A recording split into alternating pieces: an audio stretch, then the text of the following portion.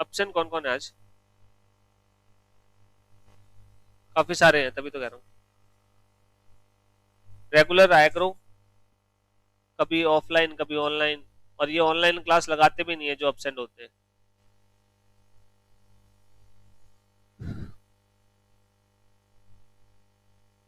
मन की मर्जी बना रखे ना कि क्लास तो ऑनलाइन लगी जाती है, छोड़ो नहीं जा रहे आज।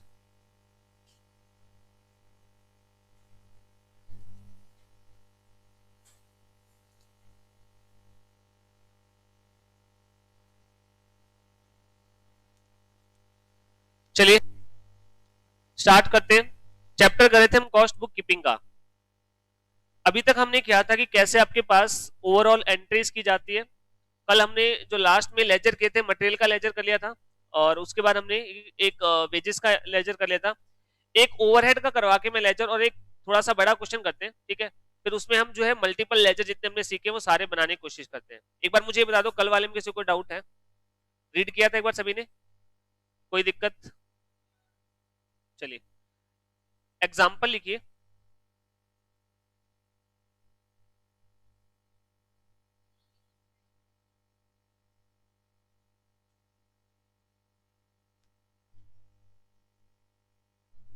एग्जाम्पल नोट करो।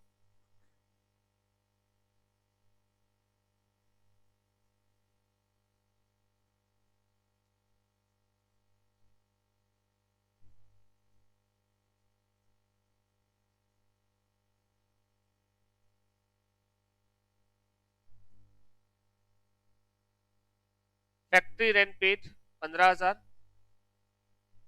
Depreciation on machines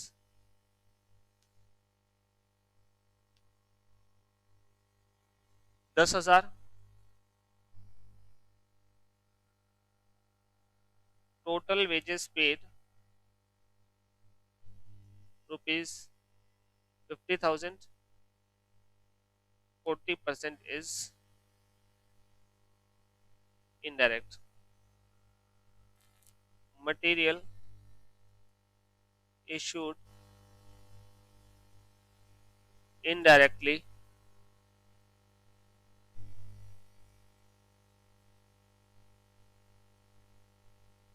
to factory.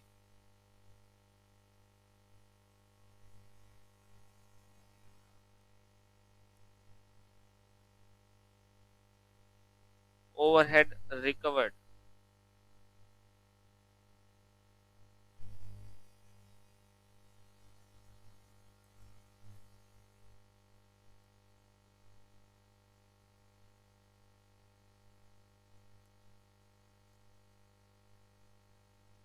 Factory rent 15,000 पे किया है।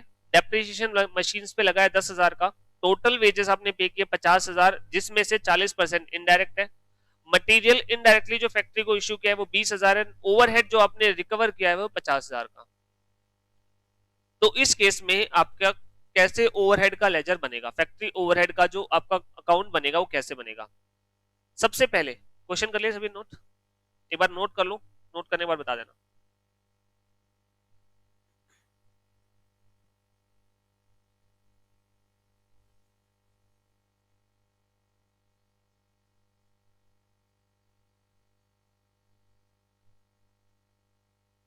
सबके आगे बता रहा हूं, अभी क्वेश्चन तो नोट कर लो। सिर्फ अभी तो क्वेश्चन नोट कर रहे हो। कर लिया सभी ने? अब स्टार्ट करते हैं। सबसे पहले आपने 15,000 का किराया पे किया है। आप अकाउंटिंग में जब किराया पे करते हो तो क्या rent account debit to cash या बैंक। अब यहाँ पे आपको हर एक का अलग से लेजर खोलने की जरूरत नहीं है। जितने भी खर्चे हैं जो फैक्ट्री के इनडायरेक्ट खर्चे उन्हें किस अकाउंट में डालेंगे? फैक्ट्री ओवरहेड में। जो आपके सेलिंग के अगर इनडायरेक्ट खर्चे तो सेलिंग के अकाउंट में, सेलिंग ओवरहेड में। एडमिनिस्ट्रेशन के तो एडमिनिस्ट्रेशन में। आपको कॉस्ट बुकिंग में या कॉस्ट बुक्स में सारे लेजर खोलने की जरूरत नहीं है। रेंट का अलग, डेप्रिसिएशन का अलग, ऐसे खोलने की जरूरत नहीं है। आप सभी का एक ही नाम यूज करोगे, क्या? Factory overhead.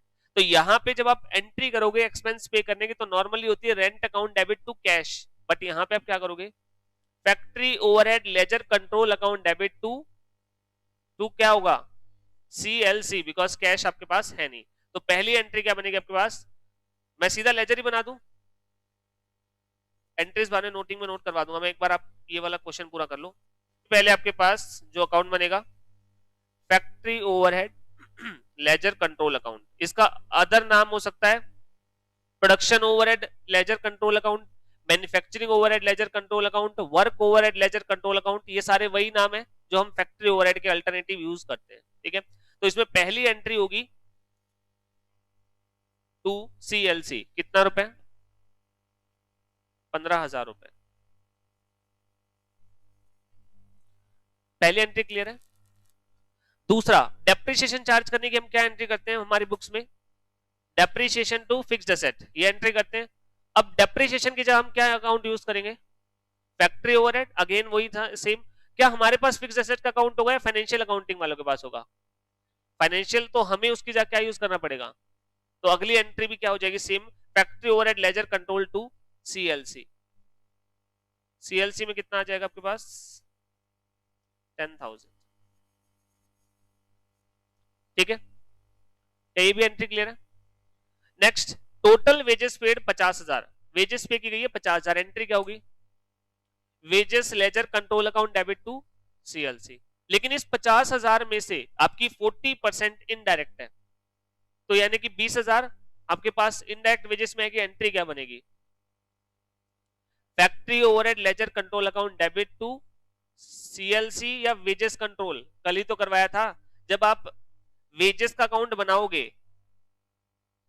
पहले आपको सारी वेजेस एक बार वेजेस अकाउंट में डालनी होती है। तो यहाँ पे आपने 2 CLC किया होगा, पूरा का पूरा 50,000। अब 50 में से जो डायरेक्ट वाली है वो कहां पे चली जाएगी? WIP में। तो यहाँ पे हम कर देते हैं बाय WIP लेजर कंट्रोल 30,000 के लिए, और जो इनडायरेक्ट है वो कहां पे भेज देंगे? Ledger control. आपको डायरेक्टली CLC से नहीं करनी, ठीक है, हमेशा इस टाइप से एंट्री की जाती है। इसका रीजन क्या है? ताकि में टोटल वेजेस हमने कितनी पे की वो पता चल जाए, और उसका फिर डायरेक्ट और इनडायरेक्ट अलग अलग से दिख जाए। इसलिए एक बार आपको सारी वेजेस के थ्रू ही एंट्री करनी है। ठीक है, अल्टरनेटिवली अगर आप ये एंट्री कर देते हो, आपने एक एंट्री तो कर दी वेजेस कंट्रोल टू CLC 30,000 से, और जो 20,000 इनडायरेक्ट वाली थी वो आपने सीधी ओवरहेड में डाल दी। आंसर इससे भी सेम आएगा, लेकिन ये एंट्री गलत हो जाती है, बिकॉज आपको टोटल वेजेस देखनी होती है एक बार के लिए कि हमने टोटल पे कितना किया वेजेस के नाम का। इसलिए हमेशा एंट्री किसके थ्रू पास करनी है आपको?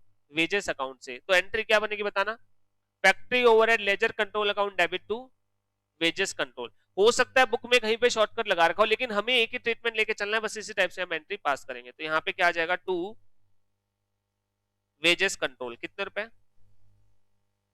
20,000। के बाद मटेरियल इशू हुआ है 20,000 का, फैक्ट्री को इनडायरेक्टली मटेरियल यूज हुआ है, क्या एंट्री होगी? अगेन फैक्ट्री ओवरहेड हुए हमारे, तो एंट्री क्या होगी बताना? Factory overhead account debit to W। Material कहां से आता है? SLC से आता है। मटेरियल जब डायरेक्टली प्रोडक्शन को इशू किया था WIP टू SLC हुआ था, और इनडायरेक्टली फैक्ट्री को इशू हो जाएगा तो factory overhead debit to SLC। तो इसके डेबिट में आ जाएगा टू SLC, कितना? 20,000। क्लियर है पॉइंट? क्योंकि 50,000 टोटल है, उसमें से 40% इनडायरेक्ट है। जो ओवरहेड है वही तो हम यहाँ पे लिखेंगे ना, इनडायरेक्ट मतलब ओवरहेड, और आपके जो डायरेक्ट है वो तो डायरेक्टली WIP में चला जाएगा। तो हमें यहाँ पे तो इनडायरेक्ट डालनी है, हम तो ओवरहेड का अकाउंट बना रहे हैं। 50,000 में से 40% ऐसी है जो सुपरवाइजर की है या इनडायरेक्ट ओवरहेड है या इनडायरेक्ट सैलरी है, सॉरी, तो वो तो ओवरहेड में अकाउंट में आएगा ना, तो पूरा थोड़ी आएगा, सिर्फ कौन सा पोर्शन आएगा जो आपका इनडायरेक्ट है। तो 50,000 का 40% दैट इज 20,000। ठीक है, यहां तक एंट्री हो गई। अब टोटल ओवरहेड मैंने खर्च कितने किए, इनकर कितना हुआ है? टोटल इनकर कितना हुआ है? 65,000। लेकिन क्वेश्चन ने क्या कहा है आपको? रिकवर कितना हुआ है? 50,000। तो इस 65 में से कितना अमाउंट आप कॉस्ट पे चार्ज करोगे? 50। जब कॉस्ट पे चार्ज करेंगे तो कौन से अकाउंट में भेजना पड़ेगा? WIP में। अल्टीमेटली ओवरहेड भी वहीं पे चार्ज करते हैं, तो यहां पे हम इसे निकाल के कहां पे ट्रांसफर कर देंगे? WIP laser control. कितने रुपए? 50,000। खर्चा हुआ कितना? 60,000। और हमने रिकवर कितना किया? तो 15,000 क्या हो गया? Under recovery. इसे कहां पे भेज दिया जाएगा? कॉस्टिंग पीएनएल, तो यहाँ पे हम लिख देंगे बाय कॉस्टिंग पीएनएल 15,000 रुपए, और ये आपका अकाउंट क्लोज। अब एक बार अकाउंट को फिर से देखो, यहां पे अब आप डेबिट साइड देखो। पहले आपको डेबिट साइड में दिखेगा ये वो पोर्शन है जो हमने कैश के थ्रू किया है या किसी एसेट के ऊपर डेप्रिसिएशन के थ्रू हुआ है। ये वो पोर्शन है जो किसको रिप्रेजेंट करता है, इनडायरेक्ट वेजेस, और ये किसको शो करता है, इनडायरेक्ट मटेरियल। तो यहाँ पे तीनों चीज आ गई, indirect expense, indirect wages, indirect material. Factory में होने वाले इनडायरेक्ट वेजेस, इनडायरेक्ट मटेरियल और इनडायरेक्ट एक्सपेंसेस को हम फैक्ट्री ओवरहेड कहते हैं। तो उसका टोटल कितना बना, 65,000। लेकिन हमने कॉस्ट पे ये 65 हमने खर्च किया है, क्या जरूरी है जितना खर्च किया उतना रिकवर भी किया हो? 65 खर्च किया लेकिन रिकवर सिर्फ कितना किया, 50,000। रिकवर करना कॉस्ट में कितना चार्ज किया, और कॉस्ट के लिए प्रोडक्शन अकाउंट कौन सा होता है, WIP।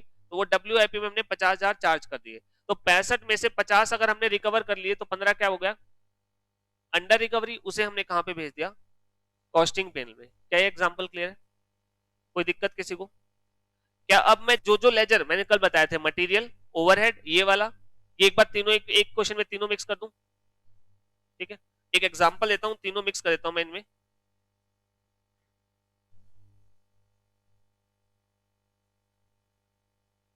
एक बार सिर्फ मैं तीन ही बना रहा हूं, स्टोर्स, वेजेस का और ओवरहेड का, तीन ही अकाउंट बनाने। ठीक है, क्वेश्चन में पूरे का बना सकता हूं बिकॉज मैंने बाकी लेजर बनाए थे, लेकिन एक बार स्टेप बाय स्टेप चलते हैं, एक बार इन तीनों के ऊपर बात करते हैं। ठीक है, तो आपके पास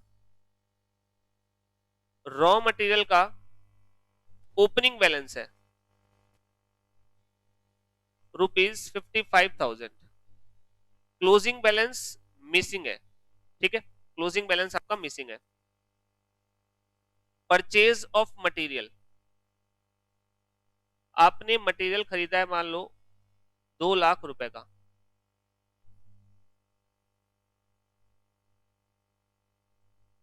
मटेरियल खरीदा है 2 लाख। प्रोडक्शन, प्रोडक्शन में आपने इशू कर दिया 2,20,000 रुपए का, या 2,20,000 की जगह 1,80,000 कर लो। Material issued for indirect use, factory को इशू किया गया है 7,000 रुपए का, और एडमिनिस्ट्रेटिव पर्पस में इशू किया गया है 5,000 का।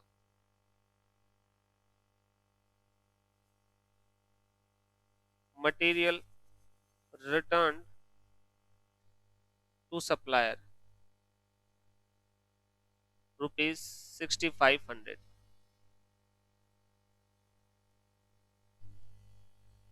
Total wages paid 65,000।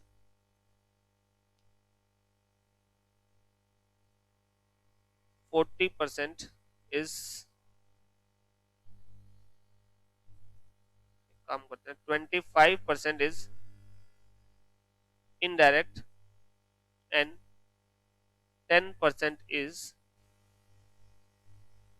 Abnormal ideal time.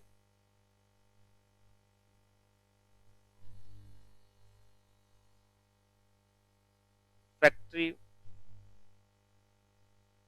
Lighting expense ₹4,000, factory depreciation ₹6,500,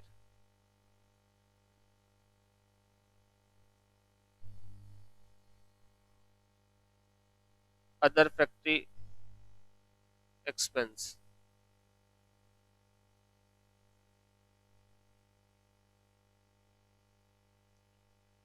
factory overhead recovered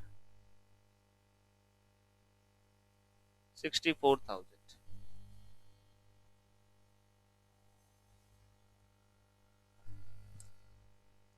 ये आपका क्वेश्चन है। रॉ मटेरियल का ओपनिंग बैलेंस है, क्लोजिंग नहीं है। परचेज गिवन है, इशू टू प्रोडक्शन गिवन है, फिर मटेरियल का इशूड फॉर इनडायरेक्ट यूज है, फैक्ट्री को भी हुआ है, एडमिनिस्ट्रेटिव पर्पस के लिए भी हुआ है। मटेरियल जो सप्लायर को हमने रिटर्न कर दिया, टोटल वेजेस पेड, फैक्ट्री के खर्चे और फैक्ट्री के ओवरहेड रिकवर्ड। आपको 3 लेजर बनाने हैं, मटेरियल, वेजेस और फैक्ट्री ओवरहेड। ठीक है, और नहीं बनाने। 3 मटेरियल, हाँ स्टोर, स्टोर का, वेजेस का और ओवरहेड का, फैक्ट्री ओवरहेड का। क्वेश्चन दिखने में बड़ा है बट क्वेश्चन है सिंपल। दिखने में बहुत बड़ा दिख रहा है लेकिन स्टेप बाय स्टेप एक एंट्री को डील करते चलो, क्वेश्चन बिल्कुल ही आसान लगेगा। ओवरऑल क्वेश्चन को मत देखो, स्टोर का, वेजेस का और ओवरहेड का, फैक्ट्री ओवरहेड। कल वाली क्लास नहीं देखी थी? क्यों? आज वाली क्लास में आपका बैठने का कोई फायदा नहीं होगा, फिर तो ऐसे ही बैठे रहो, कभी यहाँ देखो कभी वहां देखो।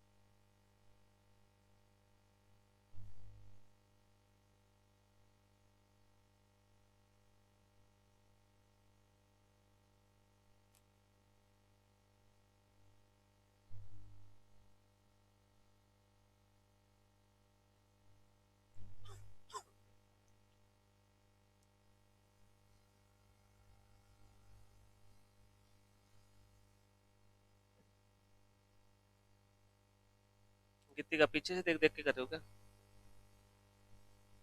वही तो कर रहा हूँ, पीछे से देख के कर रहे हो। क्वेश्चन देखने में बड़ा है, खाली एक एक एंट्री को करोगे तो ज्यादा टाइम नहीं लगेगा।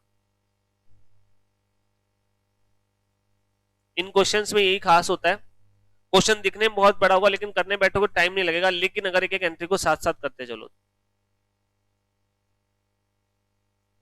4 या 5, बहुत ज्यादा बड़ा नहीं आता। क्वेश्चन में अगर लेजर ज्यादा पूछे जाएंगे तो एंट्री एक दो दो होंगी, but at a time 6-7 ledger ज्यादा से ज्यादा एटमोस्ट बनते नहीं, हालांकि 4 या 5 मैक्सिमम होते हैं। एक एक एंट्री होनी हो तो ज्यादा नहीं होते ना। लेजर 7 मांग ले लेकिन एंट्री दो दो ही होनी हो तो फिर एंट्री तो 14 ही बनी। हाँ तो फॉर्मेट तो फिर वो नंबर भी तो 10 का होगा ना। अब ऐसे तो आपका सिंगल एंट्री सिस्टम जो है, अकाउंट्स में एक चैप्टर है, उसमें आपका जो आपको पूरा करने होते हैं, बुक्स ऑफ अकाउंट को पूरा करना होता है, तो वहां पे पता नहीं 10 लेजर भी बनाने पड़ जाए क्या पता, और वर्किंग नोट अलग से रह जाए। फिर क्वेश्चन भी बड़ा आता है, वो 15 से 20 नंबर का आता है। हाँ,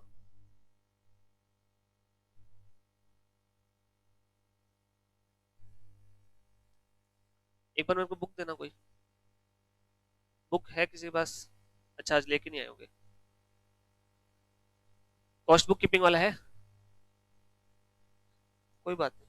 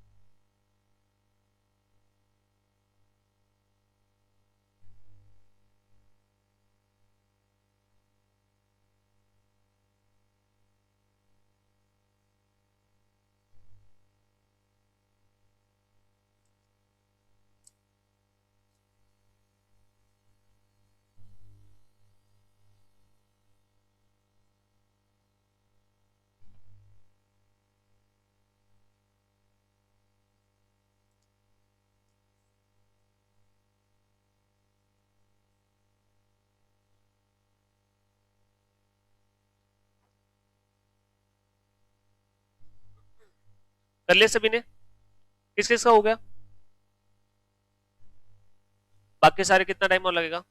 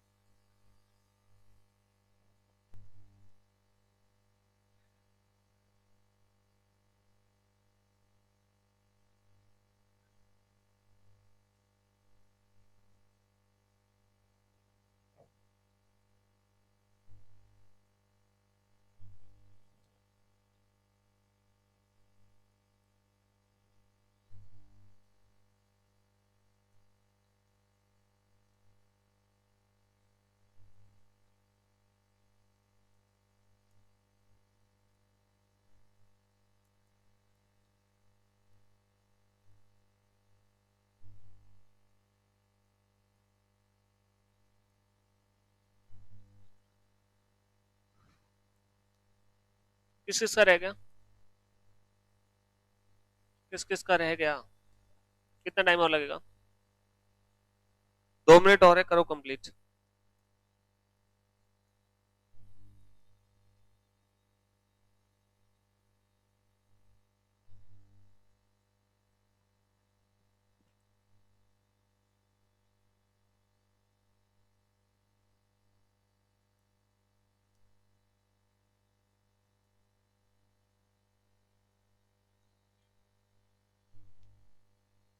मटेरियल के मैंने 10 तो चेक कर दी कल, बाकी आज चेक कर दूंगा मोस्ट प्रोबेबली, नहीं तो मंडे को तो मिलने ही मिलने।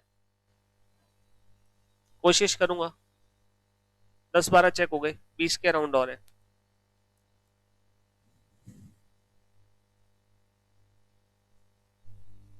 ठीक थे।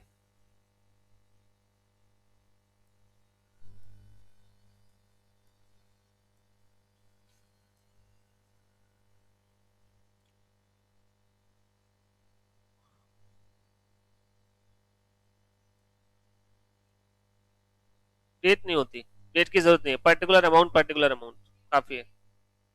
ना ना, इतना कुछ करना नहीं होता। ये तो आपको अकाउंट्स में भी करने की जरूरत नहीं है। जैसे आप +1 2 में बनाते रहे वैसे बिल्कुल एग्जैक्ट वैसे फॉर्मेट बनाने की जरूरत नहीं कि एक चीज आपको लिखनी है, ऐसा कुछ नहीं होता।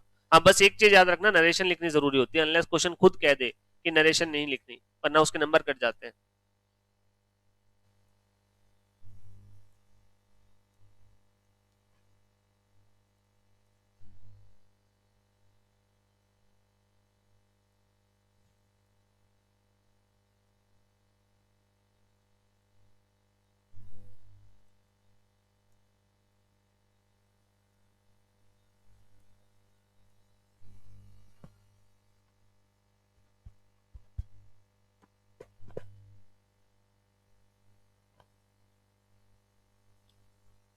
कर लिया? करें स्टार्ट? देखो,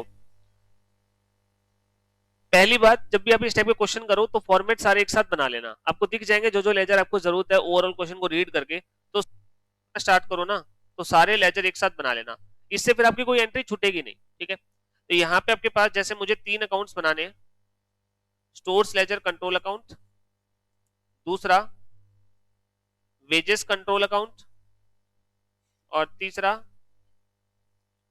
factory overhead ledger control account.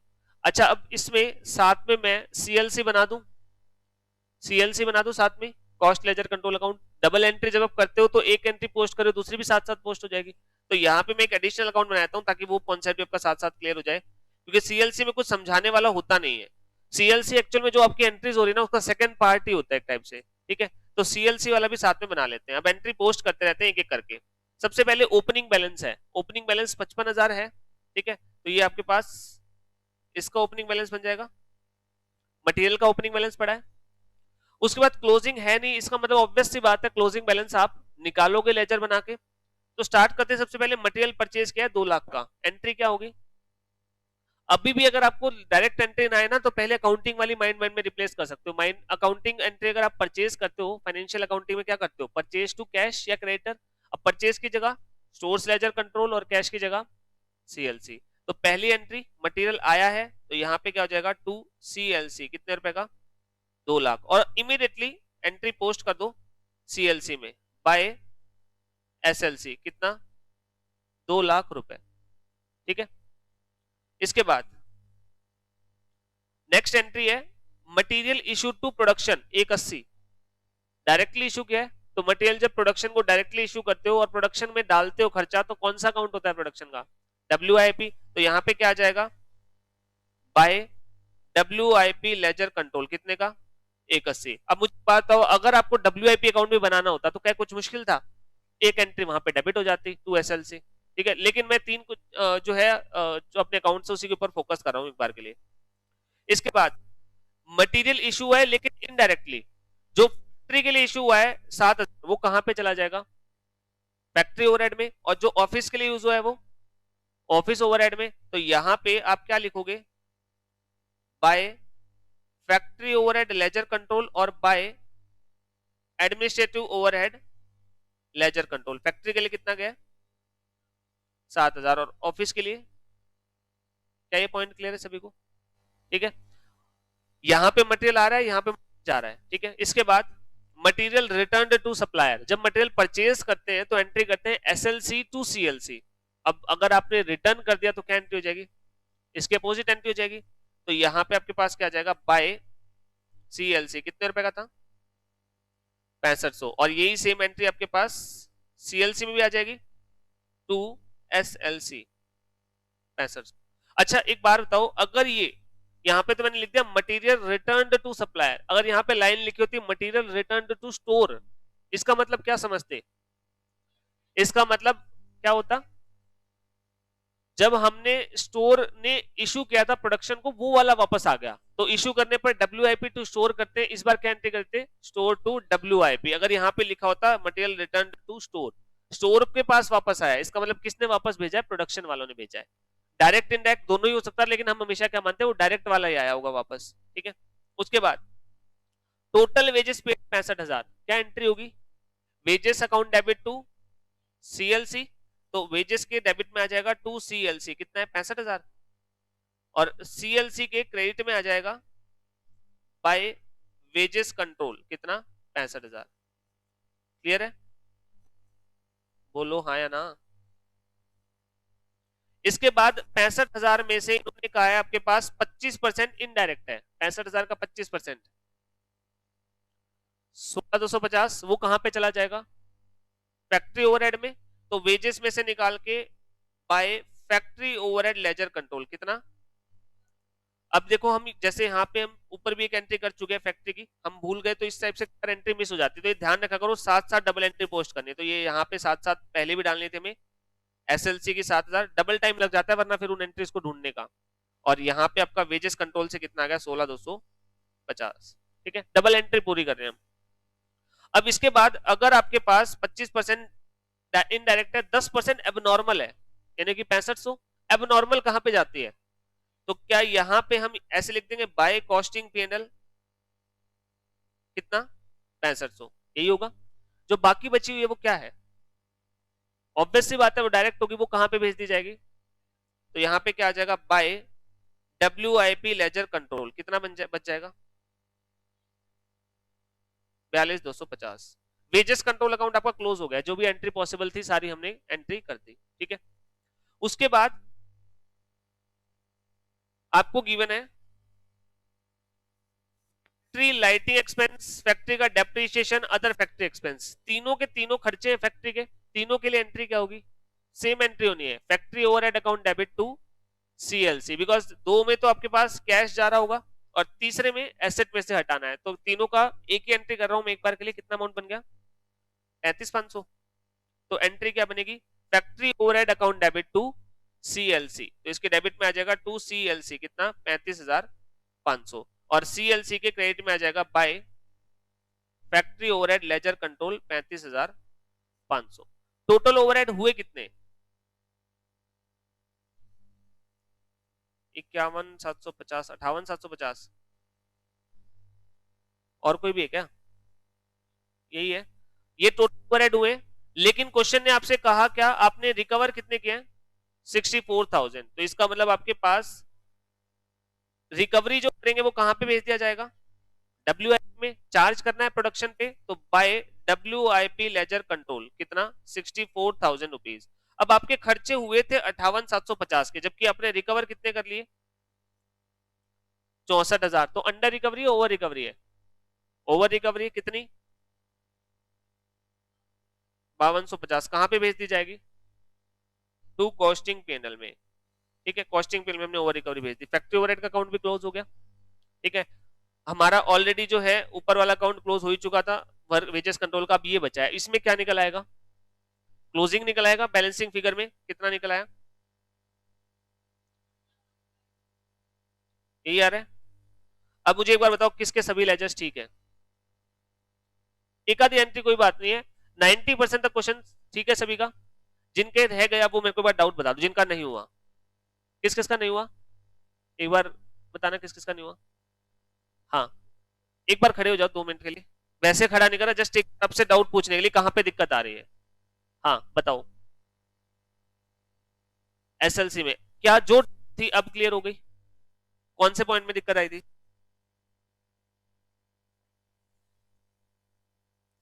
कौन सा डायरेक्ट एक्सपेंस कौन सा है,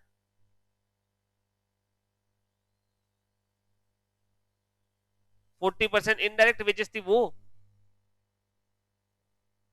हाँ वो कहां पे डाल दिया आपने, एसएलसी में क्यों डाल दी, प्रोडक्शन अकाउंट कौन सा है, खर्चा वहां पे चार्ज होगा ना। अब क्लियर है आपका, अब समझ में आ गई। तीनों खर्चे हैं, खर्चे करने की एंट्री करते हैं एक्सपेंस टू कैश, अब एक्सपेंस की जगह तो फैक्ट्री ओवरहेड है और कैश की जगह सीएलसी। ठीक है, आपका फैक्ट्री ओवरहेड अकाउंट में क्या अब क्लियर है या अभी भी दिक्कत लग रही है, देखो बैठ जाओ, बैठ जाओ सारे। फैक्ट्री ओवरहेड अकाउंट का सिंपल सा कॉन्सेप्ट क्या है कि देखो यहाँ पे एक बात मुझे आप बताना पहले, उसके बाद मैं इसका लॉजिक फिर से बताता हूँ। यहाँ पे मैंने सारा खर्चा पहले यहाँ पे एक्यूमुलेट किया, फिर मैंने चार्ज किया डब्ल्यूआईपी, क्यों मैंने सीधा ही डब्ल्यूआईपी में भेजा नहीं, क्यों नहीं भेजा, हमने डायरेक्टली उसे डब्ल्यूआईपी में क्यों नहीं भेजा, पहले एक जगह अलग इकट्ठा करने की जरूरत क्या थी, मैं सीधी डेप्रिसिएशन के जो है सीधा डब्ल्यूआईपी में क्यों नहीं डाल रहा, क्योंकि हमें पहले देखना होता है कितना खर्चा हमारा एक्चुअल में पूरा है इनडायरेक्टली, और फिर उसमें से कुछ पोर्शन रिकवर होता है, जरूरी थोड़ी कि सारा का सारा रिकवर हो जाए, तो इसलिए हमें उसे सेपरेट अकाउंट में डालना होता है। तो फैक्ट्री ओवरहेड का मैंने एक सेपरेट अकाउंट बना लिया, मैंने कहा जितने भी खर्चे होंगे ना फैक्ट्री ओवरहेड के वो इसमें डेबिट करते रहना, मटेरियल कंज्यूम हुआ डेबिट कर दिया, इनडायरेक्ट वेजेस लगी डेबिट कर दी, कैश के थ्रू कुछ पे किया है डेबिट कर दिया, सारे डेबिट किए। अब इनमें से कुछ हम रिकवर कर लेते हैं, तो मेरा खर्चा हुआ यहाँ पे 58,000 समथिंग, और मैंने रिकवर कितना कर लिया 64,000, तो लगा 58 ले लिया 64, फायदा ओवर रिकवरी है अंडर रिकवरी है, ओवर, मैंने कॉस्टिंग बिल में डाला। ठीक है, क्लियर है सभी को।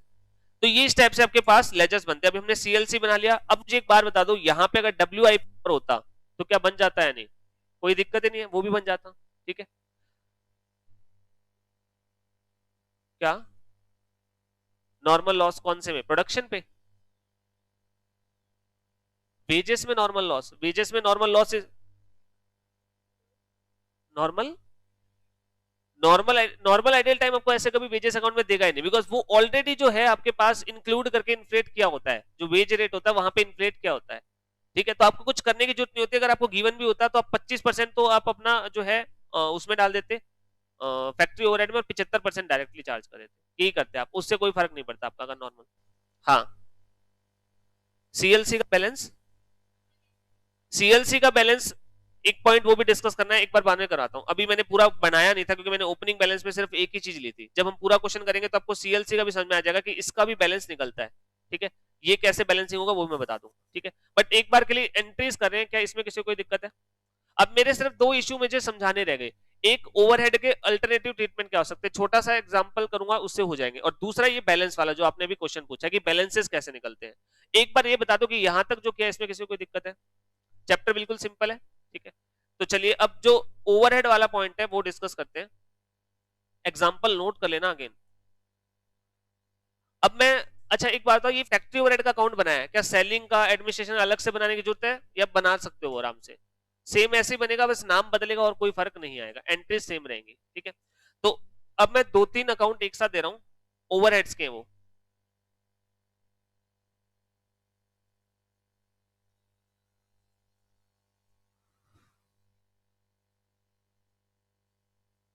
फैक्ट्री ओवरहेड क्या ना, मैं स्टेप बाय स्टेप लेके चल रहा हूं, वहां पे डायरेक्ट कॉन्सेप्ट आएंगे, पूरे क्वेश्चन आएंगे, एक बार एक एक करके कर लो ना, कॉन्फिडेंस आ जाएगा, ठीक है। हाँ,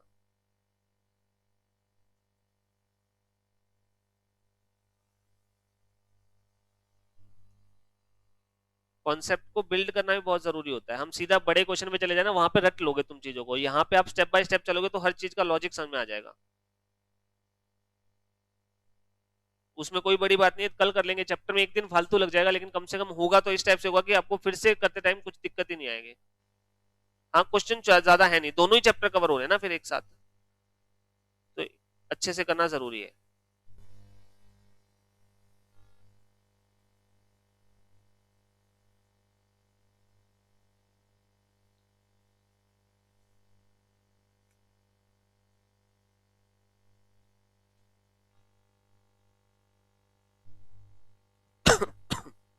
बस इतना सही क्वेश्चन है। फैक्ट्री ओवरहेड 50,000 इनकर हुए, 45,000 हुए, एडमिनिस्ट्रेटिव ओवरहेड 75,000 इनकर हुए, लेकिन रिकवर 95,000 किए आपने। तो आपको ओवरहेड का अकाउंट बनाना है, दोनों ओवरहेड्स का अकाउंट बनाना है, ठीक है। नॉर्मल अकाउंट भी बना सकते हो आप, एक बार बनाओ जल्दी से, जैसे आप नॉर्मल बनाओगे, जो अभी कॉन्सेप्ट कराया उसके हिसाब से।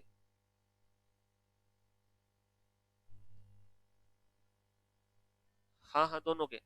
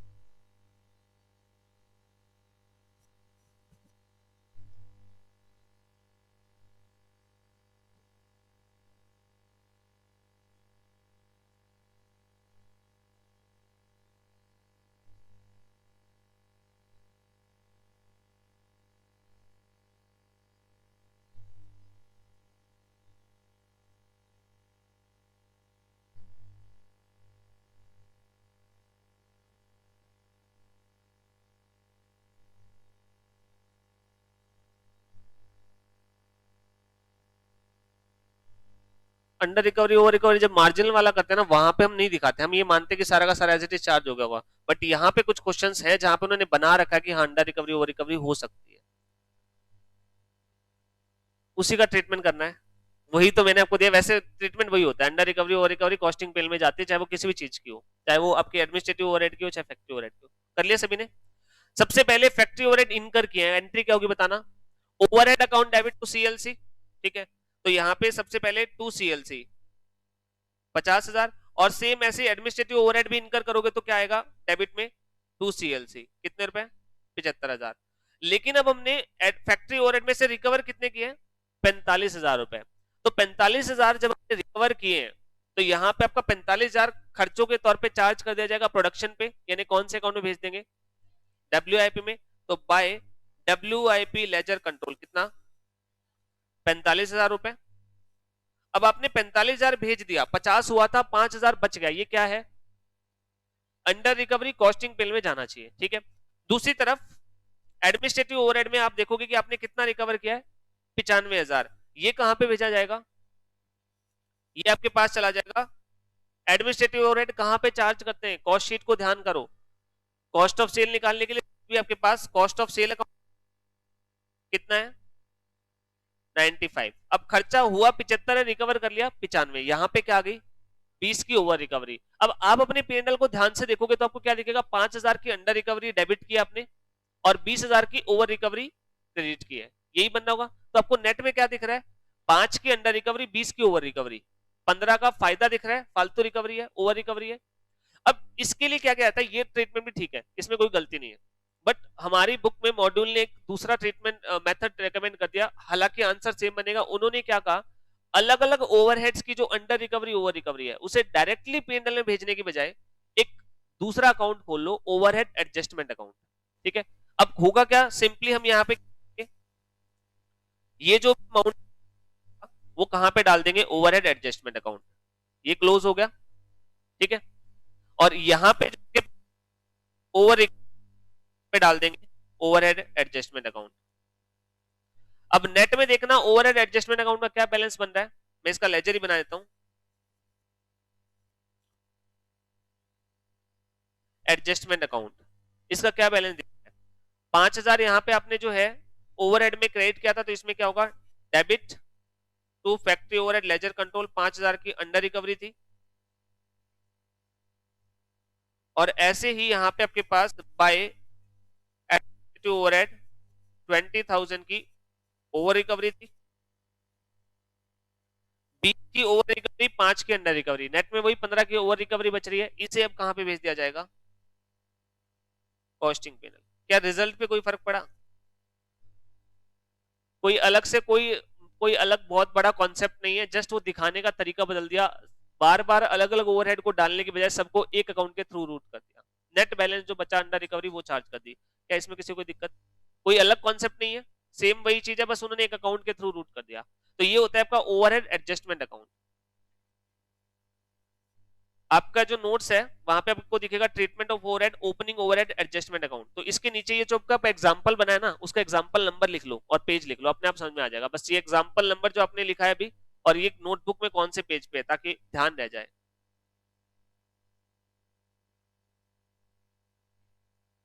क्या? हाँ, ध्यान ही नहीं रख ना, आपने ध्यान दिलाया। जाते टाइम ध्यान दिलाता है तो प्रिंट करवा लेता मैं। कर लिया नोट? क्या ये क्लियर है पॉइंट? एक छोटा और, कई बार क्या होता है जो आपका ओवरहेड है उसकी जो अंडर रिकवरी होती है, ओवर रिकवरी होती है, मैंने आपको बताया उसे कहां पे भेज देंगे? कॉस्टिंग पेनल में। जबकि कुछ कंपनीज की नोटिंग सभी ने कर ली, एक बार फिर यहां पे ध्यान दो, नोटिंग कर लो एक बार जो भी आपको नोट करना है और फिर उसके बाद मेरे को बताना।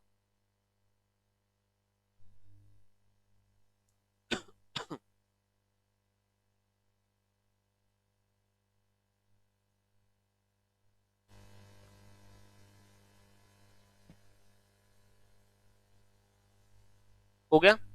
अब ध्यान से सुनो, मैंने अभी आपको क्या बताया? कभी भी अंडर रिकवरी ओवर रिकवरी हो तो उसका क्या करना है? कॉस्टिंग पेनल में डालना है। ओवरहेड एडजस्टमेंट अकाउंट बना के डाल दो, डायरेक्ट डाल दो, आंसर सेम बनेगा, कोई दिक्कत नहीं है। ठीक है, ओवरहेड एडजस्टमेंट अकाउंट बना के इंस्टीट्यूट ने प्रेफर किया है। हालांकि अगर आप डायरेक्ट करोगे तो उसके नंबर नहीं कटने चाहिए मेरे अकॉर्डिंग, बट मैं आपको ये रेकमेंड करूंगा अगर दोनों चीज की हो, 2 या 3 ओवरहेड अकाउंट की अंडर रिकवरी ओवर रिकवरी हो तो एडजस्टमेंट अकाउंट बना देना। ठीक है, अब आपके पास कई कंपनियां क्या करती हैं कि अंडर रिकवरी ओवर रिकवरी को पीएनएल में राइट ऑफ कर दिया, लेकिन कुछ कंपनी ऐसी भी है जो कहती है कोई बात नहीं, इस बार अंडर रिकवरी होगी, अगले बार ओवर रिकवरी होगी, तो एक काम करते हैं इसे कैरी फॉरवर्ड कर लेते हैं। ठीक है, कुछ कंपनीज की पॉलिसी होती है उसे हम क्या कर लेते हैं? कैरी फॉरवर्ड कर लेते हैं। अब ये कैरी फॉरवर्ड कब करना है? आपको अंडर रिकवरी ओवर रिकवरी का कैरी फॉरवर्ड कब करना है? कैरी फॉरवर्ड का मतलब क्या होगा? यहां पे जब आप लेजर बना रहे हो ना, जैसे मान लो यहाँ पे आपने ये ओवरहेड का फैक्ट्री ओवरहेड का अकाउंट बनाया और क्वेश्चन कह दे कि आपको कैरी फॉरवर्ड करना है, तो आपको सिंपली यहाँ पे आपका बैलेंस शीट निकाल के छोड़ देना है बस, और कुछ करने की जरूरत नहीं।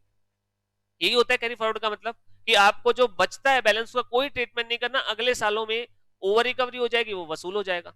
ठीक है, तो अगले साल जब आप फैक्ट्री ओवरहेड अकाउंट बनाओगे तो क्या नील से स्टार्ट होगा या इसको कुछ बैलेंस होगा?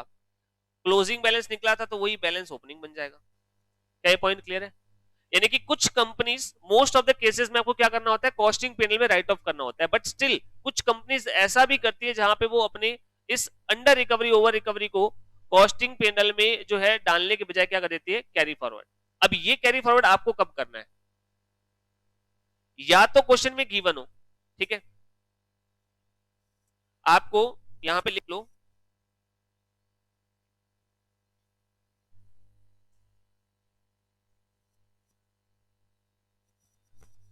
sometimes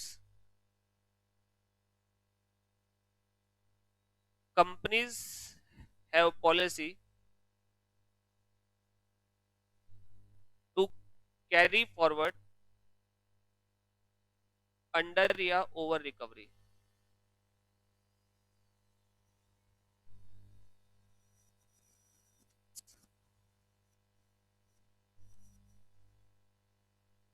Should be done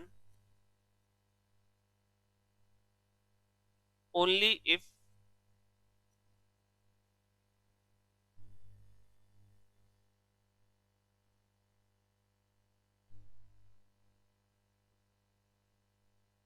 number one,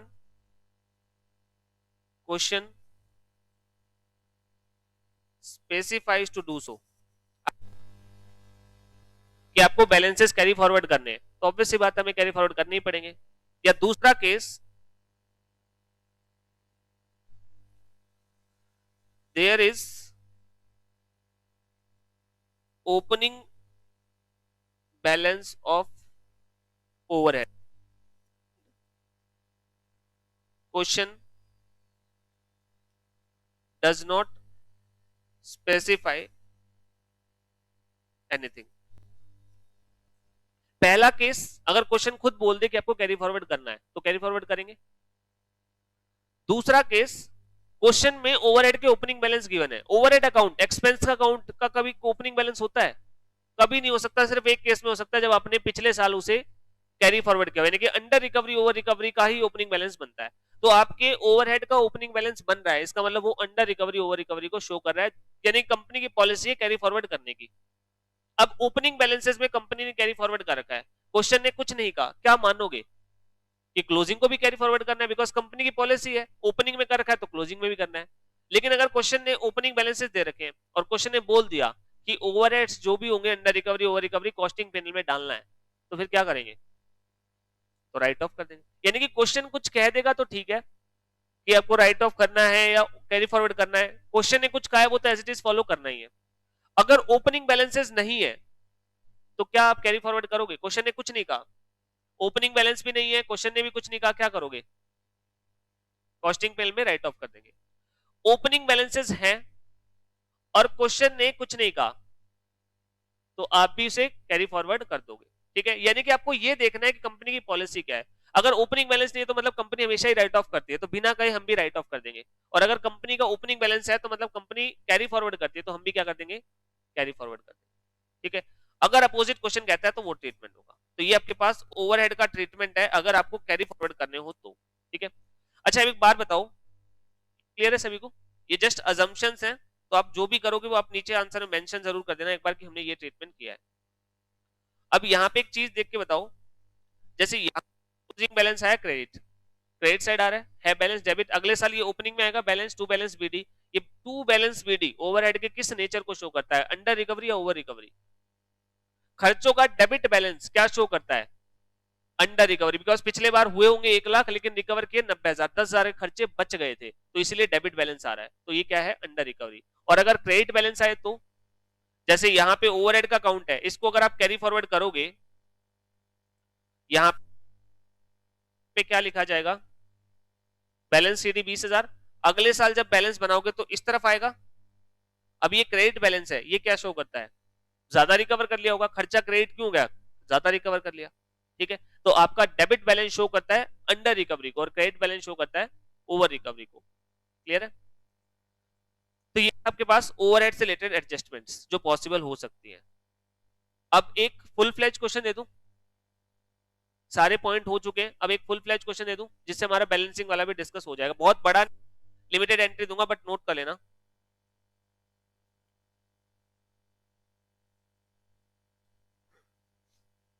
ये जो ओवरहेड वाला है ना, कैरी फॉरवर्ड वाला, वो बहुत रेयरली होता है, बट स्टिल अगर कुछ हो तो इस टाइप से हमें ट्रीट करना होता है। ओपनिंग और क्लोजिंग बैलेंसेस हैं। रॉ मटेरियल के ओपनिंग बैलेंस है 50,000, क्लोजिंग हमें पता नहीं। WIP का है 70,000 का ओपनिंग है, क्लोजिंग है 1,20,000 का। फिनिश गुड्स के ओपनिंग बैलेंस है 50,000 के और क्लोजिंग है 22,000।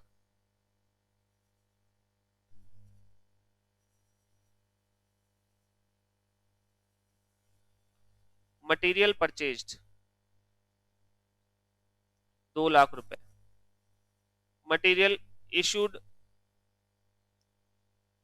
To production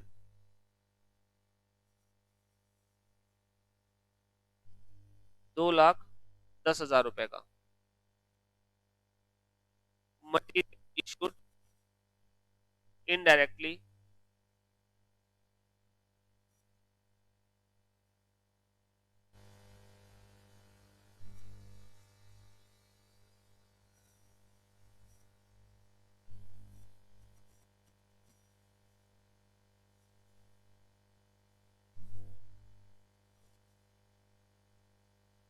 wages paid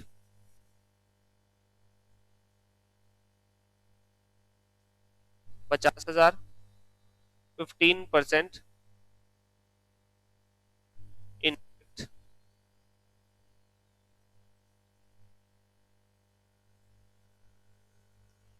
factory overhead incurred apart from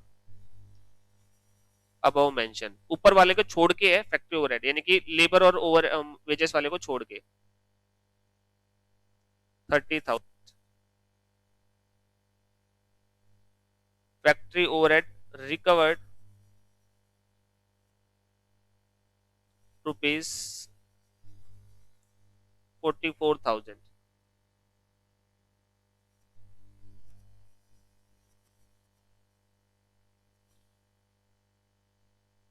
selling and administrative overhead 44,000। Selling administrative overhead है 26,000। सेल्स हुई है लो 4,20,000। बस आपको 5 लेजर बनाने हैं, store, WIP, finish goods, factory overhead, CLC। मैं बनवा रहा हूं वैसे, इस क्वेश्चन में मैं करवा देता हूं, ठीक है। एक क्वेश्चन वैसे हो जाएगा, मैं आपको बुक वाला क्वेश्चन भी दे सकता हूं फिर, क्योंकि ये क्वेश्चन एक फुल फ्लैज वाला मैं करवा देता हूं, ठीक है। तो क्वेश्चन देखो यहाँ पे, एक बार नोट कर लो सारे क्वेश्चंस, और क्वेश्चन नोट करने के बाद मेरे को बता देना नोट हो जाए जब।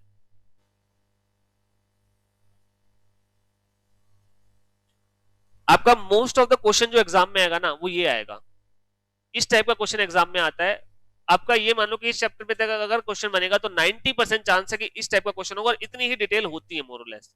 ये क्वेश्चन आता है 10 नंबर में। अब क्या यही 5 जो मैंने बताया, ये 5 मेन लेजर है आपके। 95% क्वेश्चन में ये 5 लेजर ही मांगे जाते हैं, store, wages, WIP, finish goods, CLC, ठीक है, ये पूछे जाते हैं। CLC 5 ये मांगे जाते हैं, बट इंसिडेंटल आपको एक दो और बनाने पड़ जाते हैं, जैसे फैक्ट्री ओवरहेड का बनाना पड़ जाता है। सेलिंग ओवरहेड के लिए इतना जरूरी नहीं है, जैसे मैं इस क्वेश्चन में आपको बता दूंगा कि कौन से बनाने चाहिए कौन से नहीं, जरूरी है। जल्दी जाओ जल्दी आओ, क्वेश्चन स्टार्ट करा रहा हूं मैं। कर लिया नोट सभी ने? आया ना?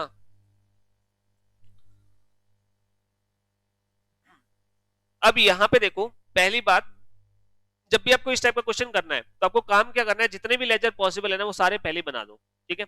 जो आपके, अब आपको क्वेश्चन इस टाइप से सॉल्व करना है, जब आप पेपर में करोगे सॉल्व, तो आपको ये देखना है मेन लेजर कौन से मांगे गए हैं। जैसे मान लो आपसे कहा गया store laser, WIP, finish goods, और मान लो आपसे मांगा गया CLC, 4 लेजर मांगे गए। तो आपके मेन आंसर में जो स्टार्टिंग होगी वो 4 से ही होगी। बाकी जितने भी लेजर है वो सारे आप वर्किंग नोट के जो है तौर पे बनाओगे। आप साफ साफ लिखोगे क्वेश्चंस में कि पहले आप अपने 4 लेजर बना दिए और बाद में आप हेडिंग बनाओगे वर्किंग नोट्स, और बाकी बचे हुए लेजर सारे वर्किंग नोट में बनाने।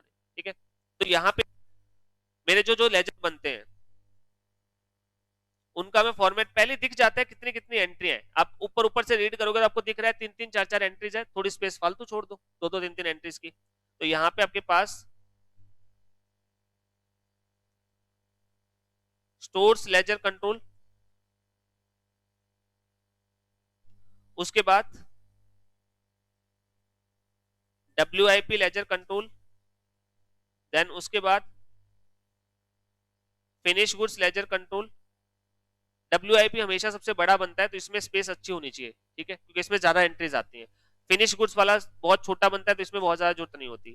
फिर आपका जो CLC है वो भी बड़ा बनता है। उसके अलावा वेजेस कंट्रोल का, वेजेस कंट्रोल में यूजुअली 2-3 एंट्री होती है, वो आपको आइडिया लगने लग जाएगा जैसे आप क्वेश्चंस करोगे। Factory over head laser control account, ये मैंने इसके मेन मेन जो जो अकाउंट मुझे चाहिए वो सारे बना दिए, लेजर ही बनाए खाली। तो रेलेवेंट अकाउंट में फिर आप यही मेन अकाउंट होते हैं, रेलेवेंट में मेन अकाउंट यही होते हैं, रेलेवेंट भी कहा जाए तो भी यही 4-5 बनाने होते हैं। जहां पे भी एंट्री जिस अकाउंट में आपको लगे ना कि 3 या 4 एंट्री आएगी वही रेलेवेंट बन जाता है क्वेश्चन के हिसाब से, वही बना दो। जहां पे सिंगल एंट्री वो छोड़ दो। आपको देखो दोनों ही चीज करके चलनी होती है। को ये भी देखना होता है कि ओवरऑल कितने नंबर का क्वेश्चन है। अगर 5 नंबर में कहा जाए रेलेवेंट अकाउंट बनाओ और आप सारे अकाउंट बनाओगे तो फिर आप टाइम वेस्ट कर रहे हो बहुत ज्यादा। एक आधा स्किप भी हो जाए और सामने वाला उसकी वेटेज भी रखता हो तो आधा नंबर 1 नंबर कट भी जाएगा, कोई दिक्कत नहीं है, कोई 5 नंबर का क्वेश्चन भी अटेम्प्ट कर सकते हो। तो आपको वो चीज लेके चलनी खुद से। अब यहाँ पे देखो, सबसे पहले आपके पास मैं आपको एक और एडिशनल पॉइंट बाकी है, बाकी सारे पॉइंट हो चुके हैं। यहाँ पे मेरे पास ओपनिंग बैलेंस है मटेरियल का 50,000, WIP का 70,000, फिनिश गुड्स का 50,000। टोटल कितना हो गया तीनों का मिला के? ओपनिंग बैलेंस 1,40,000 हो गया, ओपनिंग 170, ठीक है, 1,70,000 हो गया। अब यहाँ पे आपका ओपनिंग बैलेंस जो है मटेरियल्स का वो 170 है। इसका मतलब आपका और कोई अकाउंट नहीं है जिसका बैलेंस है, इसका मतलब आपका जो CLC होगा ना उसका भी ओपनिंग बैलेंस 170 होगा। बट ये डेबिट है तो वो क्या होगा? क्रेडिट। क्यों होगा? ऑब्वियस सी बात है, क्या हमेशा आपकी बुक्स ऑफ अकाउंट में एसेट साइड और लायबिलिटी साइड मैच होती है या नहीं? डेबिट और क्रेडिट साइड मैच होती है या नहीं? ओपनिंग ट्रायल बैलेंस अगर आप बनाओगे तो कुछ अकाउंट डेबिट होंगे कुछ क्रेडिट होंगे, क्या टोटल हमेशा मैच होगा या नहीं? और आपको मैंने 3 अकाउंट दे दिए कि ये आपके पास बैलेंस है, इनका बैलेंस अगर 170 बन जाए तो बाकी सब जो बच गए चाहे वो डेबिट हो चाहे वो क्रेडिट हो, उनका नेट बैलेंस हमेशा क्या बनेगा? 170। अब वो अकाउंट हमारे पास है नहीं, उनका रिप्रेजेंटेटिव अकाउंट है कौन? CLC। तो CLC में डेबिट बैलेंस वाले भी बैंक जो आपके अकाउंट्स है वो बच गए, जैसे कैश, बैंक, फिक्स्ड एसेट, और उसी में क्रेडिट बैलेंस वाले भी हैं जैसे share capital, reserve and surplus, creditors, सारा कुछ आ गया। अल्टीमेटली उसका बैलेंस कितना बनेगा? 170। समझ में आ गया? यानी कि आपके पास जो आपके बैलेंसेस गिवन है उनका लेजर हमेशा आपके पास टोटल मैच होना चाहिए। तो ये क्वेश्चन में आपको खुद करना होता है। तो CLC की शुरुआत में हमेशा बैलेंसेस से करूंगा, तो पहला क्वेश्चन जब भी हम स्टार्ट करेंगे बैलेंसेस से स्टार्ट करेंगे। सारे बैलेंसेस उतार दो। रॉ मटेरियल का कितना है? 50,000 स्टोर्स में आ जाएगा। उसके बाद WIP का कितना है? 70,000 WIP में आ जाएगा। और फिनिश गुड्स का कितना है? 50। ये मैंने डेबिट साइड डाल दी, अब इसके इक्विवेलेंट क्रेडिट भी होना चाहिए तो वो CLC में आ जाएगा। ओपनिंग बैलेंस कितना? 1,70,000। क्या ये पॉइंट क्लियर है? अच्छा, ये ओपनिंग में मैच हुआ है, क्लोजिंग में भी मैच होगा? ट्रायल बैलेंस हर टाइम पे मैच होगा, तो आप एंड में अपना आंसर वेरीफाई कर सकते हो। डेबिट बैलेंसेस और क्रेडिट बैलेंसेस क्या होने चाहिए? मैच होने चाहिए। अगर कोई ओवरहेड का बैलेंस होता तो वो भी इंक्लूड कर लिया जाता। जितने भी बैलेंसेस हैं उससे हम बैलेंसिंग फिगर में CLC निकालते हैं। ठीक है, अब हमने बना दिए, बस अब डबल एंट्री पोस्ट करते जाना है। सबसे पहले मटेरियल खरीदा 2 लाख का, क्या एंट्री होगी? Stores ledger control to CLC, दोनों अकाउंट में पोस्ट कर दे टू CLC। कितने रुपए का? 2 लाख का। और साथ में CLC में पोस्ट कर देना, क्योंकि हम कई बार CLC में भूल जाते हैं तो फिर बैलेंस बिगड़ जाते हैं। तो यहाँ पे बाय SLC 2 लाख। इसके बाद पहली एंट्री हो गई ऑलरेडी। हर एंट्री के ऊपर नंबर होते हैं, तो आपको जरूरी नहीं कि पूरा क्वेश्चन आता हो तो ही सॉल्व करने बैठो। अब आपने अगर एक एंट्री की बैलेंसेस भी डाल दिए ना, तो आपको ये मान के चलो 1 से 1.5 नंबर आपको पक्का ऑलरेडी हो चुका है इस क्वेश्चन में। 10 नंबर का अगर ये क्वेश्चन है तो इतने से काम में भी 1.5 नंबर बन गया। स्टेप मार्किंग यही होती है, बैलेंसेस उतार दिया आपने, एक आधी एंट्री पोस्ट कर दी, जितना आता है उतना भी करोगे नंबर मिलेंगे उसके। ठीक है, अगला मटेरियल इश्यूड टू प्रोडक्शन, क्या एंट्री होती है? WIP अकाउंट में डालना होता है, तो WIP account debit to SLC। तो यहां पे आपके पास SLC अकाउंट में आ जाएगा बाय मटेरियल जा रहा है, बाय WIP लेजर कंट्रोल कितने रुपए का है? 2,10,000। और एक और जगह कहां पे जाएगा ये? WIP में डेबिट में आ जाएगा, मटेरियल कंज्यूम हुआ है तो SLC 2,10,000। ठीक है, बाद ये भी एंट्री हो गई। जो जो एंट्री होती जाए टिक करते जाओ। मटेरियल इनडायरेक्टली फैक्ट्री को, ये क्या करते हैं? फैक्ट्री ओवरहेड में भेज दो मटेरियल को, तो क्या हो जाएगा? अब आपको लेजर बनाना ज्यादा आसान लगेगा, क्योंकि अब आपको पता है कि जो गया है वो बाय उस साइड वहां पे भेज देंगे। By factory overhead ledger control कितने रुपए का है? 10,000। और अगेन एक एंट्रीज की कहां पे आ जाएगी? आपके पास डेबिट साइड आ जाएगी, मटेरियल कंज्यूम कर लिया टू SLC 10,000 रुपए। समझ में आ रहा है कैसे क्वेश्चन हो रहा है? कोई ऐसा जिसे ना समझ में आया हो? तीसरी एंट्री भी हो गई। अब वेजेस पे किए 50,000। इनडायरेक्ट वाले पोर्शन को छोड़ो, पहले पे की एंट्री बताओ। वेजेस पे करने की, wages account debit to CLC। तो आपके पास जो वेजेस अकाउंट है उसमें क्या आ जाएगा? टू CLC कितने रुपए की पे की है? 50,000। और CLC अकाउंट में क्या आ जाएगा? बाय वेजेस कंट्रोल कितना? 50,000। क्लियर है? इसके बाद अब ये जो 50,000 की वेजेस है, इसमें कितना इनडायरेक्ट पोर्शन है? 15%। तो इनडायरेक्ट वाला कहां चला जाएगा? Factory overhead. तो यहां पे मैं लिख दूंगा बाय फैक्ट्री ओवरहेड 7500। और फैक्ट्री ओवरहेड में डेबिट में आ जाएगा वेजेस कंट्रोल, इनडायरेक्ट वेजेस लगी है 7500 की। अच्छा, 50,000 में से अगर 7500 इनडायरेक्ट है तो 42,500 डायरेक्ट है। बाय कहां पे चला जाएगा? ये WIP ledger control 42,500। Account close, एक अकाउंट हमने पूरा बना दिया। और इसकी एक एंट्री 42,500 की हम WIP अकाउंट में ट्रांसफर कर देंगे to wages control, direct wages लगी है 42,500। ठीक है, इसके बाद ये एंट्री हो गई। फैक्ट्री ओवरहेड इनकर्ड, ऊपर वाले को छोड़ के आपने 30,000 के खर्चे और किए। अगर ये लाइन ना भी लिखी होती तो भी हम यही मानते कि 30,000 के खर्चे और हुए हैं इसके अलावा भी। ठीक है, तो 30,000 के फैक्ट्री ओवरहेड हुए हैं। Expense account debit to cash. अब यहाँ पे एक्सपेंस का नाम फैक्ट्री ओवरहेड, कैश की जगह CLC। तो एंट्री क्या हो जाएगी? Factory overhead account debit to CLC। तो यहाँ पे आप फैक्ट्री के अकाउंट के डेबिट में लिख दोगे CLC कितना है? 30,000। और साथ में कहां पे जाएगा ये? CLC में credit side by factory overhead ledger control कितना? 30,000। ठीक है, इसके बाद क्या कहा गया?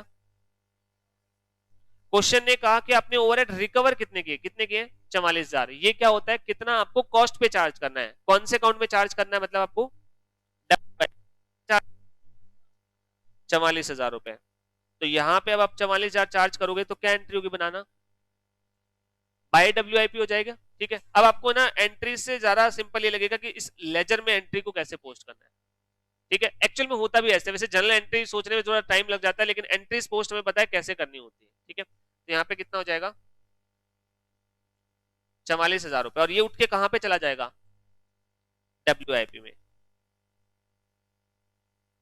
To factory overhead ledger control. अब अगर आप WIP के अकाउंट को ध्यान से देखोगे ना, तो ये मटेरियल वेजेस आ गया, प्राइम कॉस्ट आ गई, फिर ये फैक्ट्री ओवरहेड आ गया, ग्रॉस फैक्ट्री कॉस्ट आ गई, ये ओपनिंग बैलेंस आ गया, और इस तरफ क्लोजिंग एडजस्ट कर देंगे। क्लोजिंग कितना है WIP का? 1,20।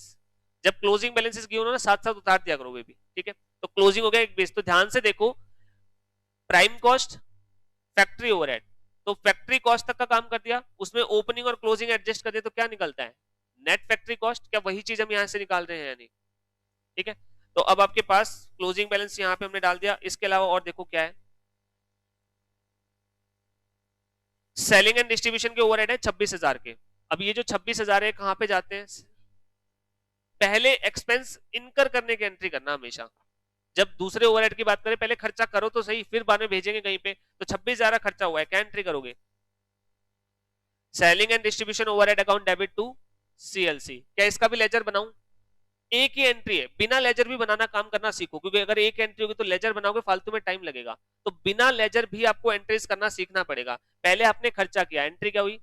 Selling and distribution overhead account debit to CLC. क्या कोई लेजर है इनमें से जो हमें बनाना है? सीएलसी तो बना रहे हैं ना, तो सीएलसी में जाएगा by selling and distribution overhead. कितना है? 26,000। और ये सेलिंग एंड डिस्ट्रीब्यूशन बाद में कहां पे भेज दिया जाएगा? कॉस्ट ऑफ सेल में। ये वाला अकाउंट जरूर बना लेना कॉस्ट ऑफ सेल का, ठीक है? कॉस्ट ऑफ सेल और एक कॉस्टिंग आपको जो है बनाना ही पड़ेगा, बिकॉज यहाँ पे सेल की भी फिगर है। तो कॉस्ट ऑफ सेल में अल्टीमेटली इसको भेज देंगे। एंट्री क्या हो जाएगी? Cost of sale account debit, इसमें डेबिट करना है उस खर्चे को to selling and distribution overhead. कितना था? 44,000। यही था क्या और 26 है? तो पहले मैंने सेलिंग एंड डिस्ट्रीब्यूशन ओवरहेड इनकर किया, तो एंट्री कर दी selling and distribution to CLC, और फिर उसे पोस्ट कर दिया कॉस्ट ऑफ सेल में, तो cost of sale account debit to selling and distribution. हो गया क्लोज अकाउंट। क्या मैंने लेजर बनाया? कोई जरूरत नहीं थी, एक ही तो एंट्री थी, क्यों बनाए हम? ठीक है, बाकी अगर आपको इनिशियल स्टेज पे अभी वो समझ में नहीं आ रहा तो आप लेजर से बना सकते। मैं बना के दिखा देता हूँ। क्या लेजर के लिए कह रहे हैं? बना दिया मैंने। शुरू शुरू में आप एक बार सारी लेजर बना लेना, धीरे धीरे करके आपको हैबिट हो जाएगी, फिर आप सिंपल वाले स्किप कर सकते हो। तो सेलिंग एंड डिस्ट्रीब्यूशन ओवरहेड इनकर किया, तो क्या एंट्री हुई? Selling and distribution to CLC. तो डेबिट साइड टू सीएलसी कितना? 26,000। और इसे कहां पे भेज दिया बाद में? कॉस्ट ऑफ में। तो बाय कॉस्ट ऑफ। आगे समझे आप? ठीक है, शुरू शुरू में एक बार आप सारी लेजर बना लेना, ठीक है, ताकि आपको कॉन्फिडेंस आ जाए। अब सेल है, सेल कहां पे जाएगी? सेल कहां पे जाएगी? कॉस्टिंग पैनल में। तो कॉस्टिंग पैनल में बाय सेल्स 4,20,000। बस अब यहां पे एक चीज ध्यान रखने वाली है, सेल की एंट्री क्या होती है? नॉर्मली एंट्री करते हैं, सेल की क्या एंट्री होती है? Cash account debit to sales. Sales का लेजर तो आ गया आपके पास, लेकिन कैश की जाके आएगा सीएलसी। तो एंट्री क्या बनी? CLC account debit to sales. तो क्या हमें कहीं पे इस एंट्री को और पोस्ट करना है? कहां पे होगी? सीएलसी में। डेबिट साइड क्या आ जाएगा? क्या ये पॉइंट क्लियर हो गया सभी को? ये चीज ध्यान रखनी है, ये एंट्री बहुत रेयर आती है, बिकॉज कई बार क्वेश्चन में सेल्स तक पहुंचाता ही नहीं है, तो ये एंट्री में सबसे कम पोस्ट करनी होती है, इसलिए हम इसे भूल जाते हैं। ठीक है, तो ये ध्यान रखनी है, सेल्स जब होगी तो उसका इंपैक्ट सीएलसी में भी जाएगा, क्योंकि सेल्स की एंट्री क्या होती है? Cash account debit to sales, और कैश है नहीं तो कौन सा है? CLC account debit to sales. ठीक है, हो गया। अब आपको करना क्या है? सारी एंट्री हमने पोस्ट कर दी, यहां तक किसी को कोई दिक्कत? अगर आप ओवरऑल देखो तो क्वेश्चन दिखने में बड़ा है, लेकिन सिंगल सिंगल एंट्री पोस्ट करते हो तो बहुत ज्यादा टाइम नहीं लगता। अब मैं एक्सप्लेन कर रहा हूं, फिर भी मुझे 10 मिनट लगे ज्यादा ज्यादा, और अगर आपका 10 नंबर का क्वेश्चन 15 मिनट में भी हो जाता है तो कोई दिक्कत नहीं है। आप सोच के चलो, आपका 3 घंटे का पेपर 180 मिनट है, तो आपके पास हर 10 नंबर के क्वेश्चन को करने के लिए 18 मिनट होती है, अगर आप पूरा पेपर करने जाओ तो। और अगर आप 10-12 मिनट में कर लेते हो तो काफी टाइम बचा लिया आपने। ठीक है, तो अब इसे आपको क्या करना है? क्लोज करके चलना है, एक एक को क्लोज कर। एंट्री सारी कर दी, कोई एंट्री रही तो नहीं? फिनिश गुड्स का क्लोजिंग भी लिख देंगे। सबसे पहले stores ledger, opening balance given है, क्लोजिंग गिवन नहीं है, तो जो बैलेंसिंग फिगर होगा वो क्या बन जाएगा? By balance CD. तो बाय सीडी कितना बन गया? 30,000 रुपए, 2.5 लाख और 2.5 लाख। पहला लेजर क्लियर, किसी को कोई दिक्कत? आ गया क्लोजिंग। डब्ल्यूआईपी अकाउंट, ओपनिंग भी है क्लोजिंग भी है, खर्चे भी डाल दिए, क्या बचा? क्या बचा? कितना माल तैयार हो गया? तो कहां पे भेजा जाएगा जो माल तैयार होगा? वेयर हाउस में। वेयर हाउस का अकाउंट कौन सा होता है? Finish goods. तो by finish goods ledger control कितना? कितना बन रहा है? 2,46,500। आगे समझ में? बैलेंसिंग फिगर है, कितने रुपए का माल हमने बनाया। कॉस्ट शीट को ध्यान में रखो, आप जब प्राइम कॉस्ट फैक्ट्री ओवरहेड डाल देते हो तो ग्रॉस फैक्ट्री कॉस्ट निकलता है, जिसमें अगर आप ओपनिंग क्लोजिंग एडजस्ट करते हो तो नेट फैक्ट्री कॉस्ट निकलता है, ये वही चीज निकली है। और सिंस क्वेश्चन में कोई आपका स्पेशल आइटम है नहीं तो कॉस्ट ऑफ प्रोडक्शन भी कह सकते हो, मतलब साल के दौरान आपने कितने रुपए का माल बना दिया, 2,40,500। अब कुछ माल आपके पास ऑलरेडी पड़ा था, फिनिश गुड्स में ऑलरेडी पड़ा था कितने का, 50,000। क्लोजिंग में कितना बचा हुआ है, 22,000।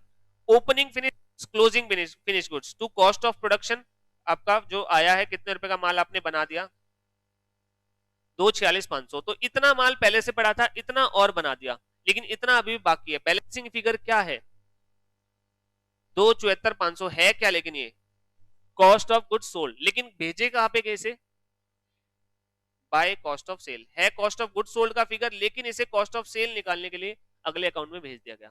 क्या यहां इसमें कोई डाउट? अब आ जाओ कॉस्ट ऑफ सेल पे। कॉस्ट ऑफ सेल में आपके पास, अच्छा एक यहां पे आपके पास फैक्ट्री ओवरहेड का भी अकाउंट था, चलो इसे बाद में क्लोज कर देंगे। कॉस्ट ऑफ सेल में आपके पास आ गया 2 फिनिश गुड्स लेजर कंट्रोल, कितना आया था, 2,74,500। 2,74,500 का सामान 26,000 का सेलिंग एंड डिस्ट्रीब्यूशन एक्सपेंस। तो ये आपके पास जो फिगर आएगा वो क्या आएगा, फिगर कॉस्ट ऑफ सेल का आएगा फिगर। एक्चुअल में ये इतने रुपए का माल था, इतना खर्चा और हो गया, तो कॉस्ट ऑफ सेल कितनी आ गई, 3,05,000। और इसे भेज कहां पे जाएगा, कॉस्टिंग पैनल में। ठीक है, तो कॉस्टिंग पैनल में आपके पास आ जाएगा 2 कॉस्ट ऑफ सेल 3,05,000। क्या मैं कॉस्टिंग पैनल को अभी बैलेंस कर सकता हूं, एक बार जरूर देखना चाहिए आपके ओवरहेड्स के अकाउंट को। ठीक है, तो यहां पे मैंने जो जो अकाउंट बना दिया उसे मैं टिक कर रहा हूं, ये भी पूरा हो गया, लेकिन फैक्ट्री ओवरहेड का भी अकाउंट पेंडिंग है। इसको देखो, क्या इसमें कुछ बैलेंस निकल रहा है, कितना आ रहा है, 3500 का। आपने खर्चा किया कितना है, 47,500 का, और रिकवर कितना किया है, तो इसका मतलब 3500 की क्या हो गई, अंडर रिकवरी। क्वेश्चन ने कुछ नहीं कहा, कहां पे भेज देंगे, कॉस्टिंग पैनल में। और अगर क्वेश्चन बोल दे, मैं एक ऊपर लाइन लिख दूं, carry forward the closing balance of या any under recovery over recovery of the overheads, तो उस केस में क्या करेंगे हम, बैलेंस शीट लिख देते हैं। अब मैंने कुछ नहीं कहा तो इसे आप कहां पे भेज दोगे, कॉस्टिंग पैनल। ठीक है, तो ये यहाँ पे आपके पास कॉस्टिंग पैनल में चला गया, तो इसे यहाँ पे भी डेबिट कर दिया जाएगा to factory overhead ledger control. जब भी इस टाइप से एंट्री पोस्ट करो ना, तो ब्रैकेट में लिख जरूर देना किस चीज की लिखी है, ताकि चेक करने वाले को समझ में आ जाए कि आपने कौन सी एंट्री यहाँ पे पोस्ट की है। कितना, 3500। अब एक बार चेक कर लो कोई और अकाउंट बाकी तो नहीं रहेगा। सेलिंग डिस्ट्रीब्यूशन में देखो, हमारे पास जो आपने इनकर किया वही रिकवर कर लिया, बिकॉज क्वेश्चन में कुछ मेंशन ही नहीं था। ठीक है, एक सीएलसी का बाकी, बस और कुछ बाकी नहीं। और सीएलसी वाला लेजर हमेशा सबसे लास्ट होता है, उसे सबसे लास्ट में क्लोज किया जाता है। पहले हम क्लोज करेंगे कॉस्टिंग पैनल को। बैलेंस निकालना, नेट प्रॉफिट कितना आया, नेट प्रॉफिट कितना आ गया, 1,16,000। ठीक है, ये भी बन गया। अब यहां पे जो एक पॉइंट इंपॉर्टेंट रह गया, ये जो नेट प्रॉफिट है, सारे बार लिख लो और लिखने के बाद मेरे को बताना। कर लिया, ये जो नेट प्रॉफिट है, फाइनेंशियल अकाउंटिंग में नेट प्रॉफिट कहां पे भेजा जाता है। एक्चुअल में जब नेट प्रॉफिट निकलता है तो उसे आप कहां पे भेजते हो, कैपिटल अकाउंट, कैपिटल अकाउंट में या रिजर्व एंड सरप्लस में, कैपिटल में मान लो। एक्चुअल में आप एंट्री करते क्या हो जब आप नेट प्रॉफिट निकल के आता है, P&L account debit to capital account. ये जो भी आपका प्रॉफिट होता है वो अल्टीमेटली कैपिटल अकाउंट में चला जाता है। क्या हमारे पास कैपिटल अकाउंट है, तो हमें किसमें भेजना पड़ेगा, हमें तो कहां पे भेजना पड़ेगा उसे, सीएलसी में, बिकॉज हमारे पास रिजर्व एंड सरप्लस भी नहीं है और हमारे पास कोई कैपिटल अकाउंट भी नहीं है। तो एक्चुअल में हम यहाँ पे नेट प्रॉफिट लिखने के बजाय लिखते हैं टू सीएलसी, ये लिखते हैं और ब्रैकेट में लिख दो नेट प्रॉफिट। क्या ये समझ में आ गया? तो यहाँ पे दो चीजें मेन है, एक तो सेल से भी सीएल इंपैक्ट होता है और आपका जो नेट रिजल्ट निकलता है उससे भी सेल से इंपैक्ट होता है। ठीक है, बिकॉज सेल्स के केस में इसलिए क्योंकि एंट्री होती है cash account debit to sales, cash आपके पास है नहीं तो हम करते हैं सीएलसी टू सेल्स। और इसी टाइप से जब प्रॉफिट होता है तो कैपिटल अकाउंट है नहीं तो हम उसे कहां पे भेज देते हैं, सीएलसी। ठीक है, तो अब आप इसका जो है सीएलसी में भी एंट्री पोस्ट कर दो।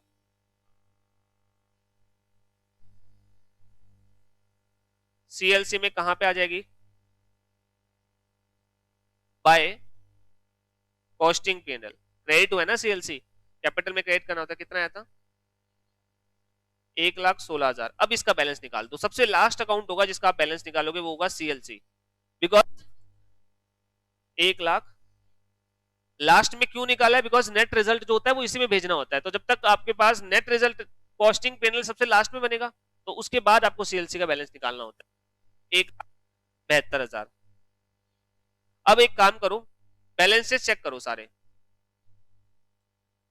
कई बार मांग लेता है, कहता है क्लोजिंग ट्रायल बैलेंस बनाओ, तो क्लोजिंग ट्रायल बैलेंस में रॉ मटेरियल का बैलेंस है कितना, बताना रॉ मटेरियल का बैलेंस कितना है, सीएलसी स्टोर्स लेजर कंट्रोल 30,000 का बैलेंस है। दूसरा WIP 1,20,000, फिनिश गुड्स का 22,000 रुपए, और फिर आपके पास सीएलसी का 1,72,000। एक बार चेक कर लो कि आपके डेबिट और क्रेडिट साइड का टोटल मैच हो गया। अगर आपका मैच होगा तो मतलब आपने सारी एंट्री सही पोस्ट कर दी है, और अगर आपका बैलेंस मैच नहीं हो रहा है इसका मतलब आपने कोई ना कोई एंट्री छोड़ दी। समझ में आ गया? ये एक फुल फ्लैज क्वेश्चन था, और इस टाइप का ही क्वेश्चन पेपर में आता है। ये दिखने में अभी आपको मुश्किल लग रहा है बिकॉज आपने फर्स्ट टाइम किया है। कितनों को मुश्किल लग रहा है वैसे? लेंथी मुश्किल तो नहीं है, सिंगल सिंगल एंट्री करते रहोगे तो कोई दिक्कत नहीं आएगी। अच्छा, अगर मैं यहाँ पे ये कह देता कि आपको ओवरहेड का बैलेंस कैरी करना है तो क्या फर्क पड़ जाता? तो यहां पे मैं क्या निकाल देता फिर, बैलेंस सीडी 3,500 रुपए, और यहां पे आपके पास कॉस्टिंग पेल में एंट्री आती नहीं, ठीक है। प्रॉफिट कितना बन जाता आपको चेक करने की जरूरत नहीं, मैं जस्ट दिखा रहा हूं।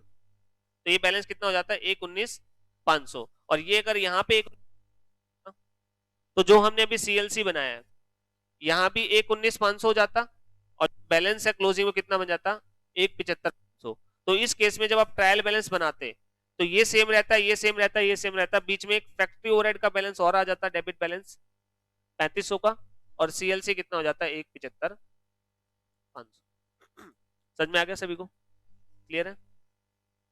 आया ना? तो ये था आपके पास overall concept cost book keeping का, नॉन इंटीग्रेटेड पोर्शन। इंटीग्रेटेड में करना क्या होता है, जितनी भी हमने एंट्री की है ना वहां पे एक्चुअल अकाउंट यूज कर लेंगे, इतना ही तो फर्क है दोनों में। जहां पे हम एंट्री करते हैं परचेज की एंट्री क्या होती है, मटेरियल परचेज करने की, कॉस्ट बुक्स में मटेरियल परचेज करने की entry SLC to CLC.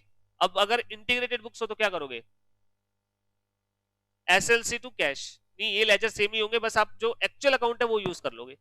Expense पे करने की, ओवरहेड पे करने की क्या एंट्री होती है, वेजेस पे करने की क्या एंट्री होगी, यहाँ पे वेजेस टू सीएलसी, वहां पे क्या हो जाएगी वेजेस टू कैश। बाकी सब कुछ सेम चलेगा, बस जो एक्चुअल अकाउंट है वो यूज कर लोगे आप, ठीक है। तो वहां पे सीएलसी खत्म हो जाता है और जो एक्चुअल अकाउंट आ जाता है, हालांकि वो बाद में डिस्कस करेंगे। ये मेरा ओवरऑल नॉन इंटीग्रेटेड सिस्टम था। किसी कोई डाउट? समझ में आ गया?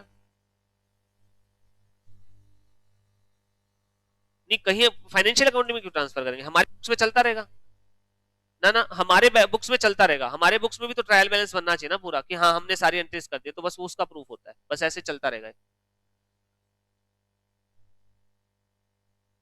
इसमें किसी को कोई डाउट? क्लियर हो गया नॉन इंटीग्रेटेड? ये हमारा ऑलमोस्ट चैप्टर हो गया।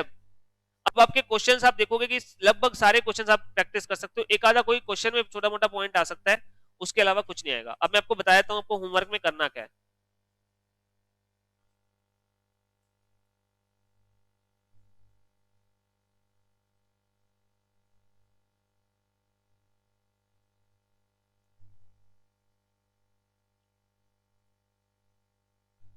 क्या क्या चीज कैसे पता चलेगी, नॉन इंटीग्रेटेड का इंटीग्रेटेड का, ये कह रहे हो क्या? तो वो तो क्वेश्चन में लिखा ही होगा आपको। जैसे देखो पहले क्वेश्चन में देखो इन्होंने खुद क्या कहा हुआ है, maintained on non integrated system, question खुद बता देगा, या क्वेश्चन ना बताए लेकिन नीचे कहते सीएलसी का अकाउंट बनाओ, तो इसका मतलब कौन सा है, नॉन इंटीग्रेटेड है, ठीक है।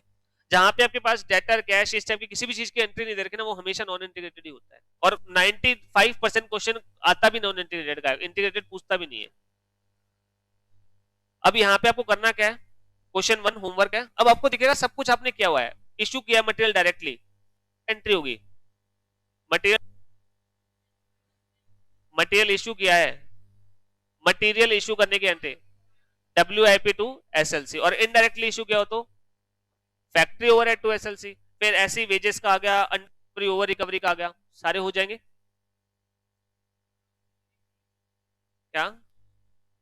नरेशन इसमें आपके पास लिख देना, यहाँ पे इन्होंने नहीं लिखी, बट अगर आपके पास क्वेश्चन में पेपर में क्वेश्चन आता है कि जनरल एंट्रीज ही करनी है तो नरेशन लिख देना, ठीक है, अनलेस क्वेश्चन खुद कहे कि नहीं लिखनी। बट क्वेश्चन जनरल एंट्रीज का नहीं आता, क्वेश्चन लेजर का ही आता है। 1 कर लेना, 2 मैंने अभी भी पॉइंट करवाया नहीं है, थ्योरी के क्वेश्चन है 2-3। 3 कर लेना, फर्स्ट थर्ड,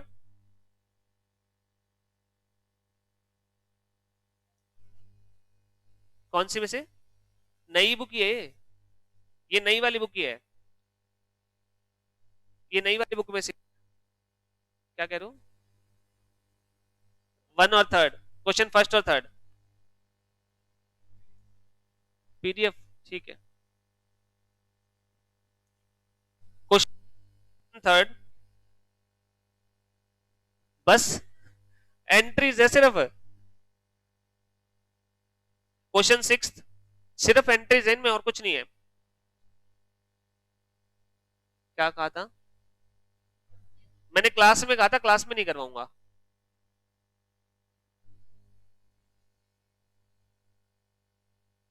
एक काम करता हूँ, एक क्वेश्चन इसका और देता हूँ जो मैंने अभी टॉपिक करवाया ना उसके ऊपर बेस्ड, ताकि एक प्रैक्टिस आप कर लो। ये कर लेना, क्वेश्चन 8, 4 क्वेश्चन है, ठीक है। अच्छा, ये नॉमिनल लेजर कंट्रोल अकाउंट क्या है? क्या कह रहे हो? मत बताओ, कोई बात नहीं। ये सीएलसी है, ठीक है। नॉमिनल लेजर कंट्रोल भी सीएलसी होता है, देखो क्रेडिट बैलेंस से पता चल रहा है, ना पता चले तो भी साफ साफ दिख रहा है कि ये डेबिट्स है तो ये क्रेडिट्स है, तो इसका मतलब ये सीएलसी है। तो 4 क्वेश्चन है, कर लेना, ठीक है। अब ये मत कहना मैं नहीं करूंगा।